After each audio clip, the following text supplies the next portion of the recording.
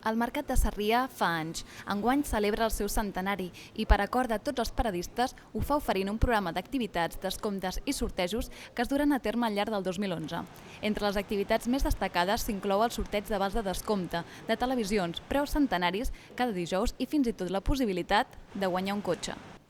Després de la col·locació oficial de la placa comencen els festejos, encara que la vida al mercat segueix el seu curs.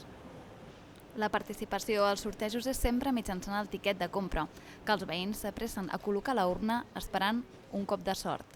En 100 anys el Mercat de Sarrià ha anat evolucionant, però també ha patit grans canvis.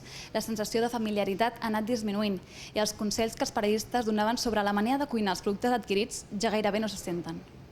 Tot i això, els veïns de la zona no han deixat d'anar-hi i amb el pas del temps també n'han arribat de nous. Malgrat tot, els del barri de tota la vida recorden amb especial il·lusió els primers temps.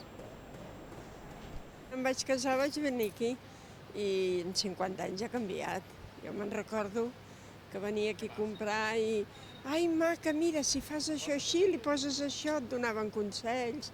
Jo recient casadeta, joveneta, com ara vosaltres, imagina't. Entre les parades del mercat encara es mantenen algunes del 1911, en la majoria dels casos herència de la família. És el cas del Xavier i l'Òscar, dos germans que continuen el negoci familiar. Ells són els que viuen amb més il·lusió la celebració del centenari. Sí, te fa més gràcia, sí. Nosaltres hem viscut ja aquí, ens hem criat aquí i tota la família. La celebració del mercat també és una manera de no pensar en la crisi, que també ha afectat a aquest sector.